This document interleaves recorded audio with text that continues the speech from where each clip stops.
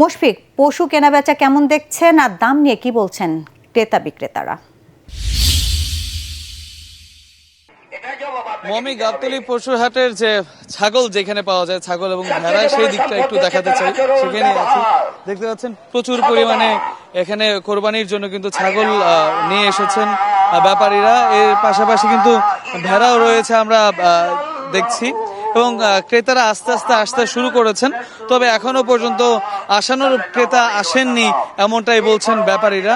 আমরা একটু ভেতরের দিকটা দেখাতে চাই। এখানে কিন্তু আসলে বেশ বৈচিত্র্য রয়েছে, শুধুমাত্র ছাগল না, ভেড়া রয়েছে এবং অন্যান্য যে কোরবানির পশু, গরু থেকে শুরু করে মহিষ, এগুলো রয়েছে। আমরা একটু ভেতরের দিকে দেখানোর চেষ্টা করি। আজকে আসলে মানুষ আমরা খুব কমই দেখেছি যে গরু এবং অন্যান্য যে পশু আছে সেগুলো বিক্রি হতে।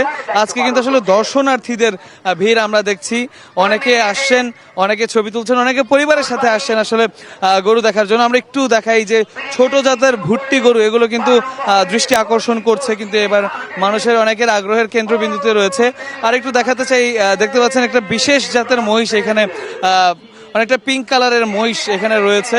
এগুলো দেখার জন্য কিন্তু মানুষজন ভিড় করছেন, এবং হাটের যে সার্বিক পরিস্থিতিও আমরা দেখেছি সেটা কিন্তু বেশ আশা জায়গা নিয়ে। এবার আমরা যেটা বলবো, নিরাপত্তা ব্যবস্থা থেকে শুরু করে আইন শৃঙ্খলা বাহিনী যারা আছেন তারাও কিন্তু বেশ তৎপর রয়েছেন। এবং আমরা হাট কমিটির সাথে কথা বলে জানতে পেরেছি যে যে পশুই কেনা হোক না কেন, পশু প্রতি হাজার প্রতি কিন্তু আসলে 50 টাকা হাসিল ধরা হয়েছে, এবং মাইকিং করা হচ্ছে, নিরাপত্তা জোরদার করা হয়েছে।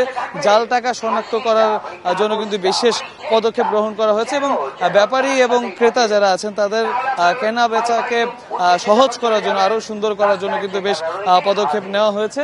তবে ব্যাপারীরা কিছুটা হতাশ, তারা বলেছেন এখনো পর্যন্ত ক্রেতা আসেনি। তারা আশা করছেন আজকে বিকেল থেকেই হয়তো ক্রেতারা আসবেন, এবং বেচা কেনা, যেটা কোরবানির পশুর হাটের যে আনন্দ, সেই আনন্দটা ফিরে আসবে এবং বেচা কেনা শুরু হবে। মমি, এই ছিল এখনকার মতো আমার কাছে গাবতলী পশুর হাট থেকে সবশেষ খবর।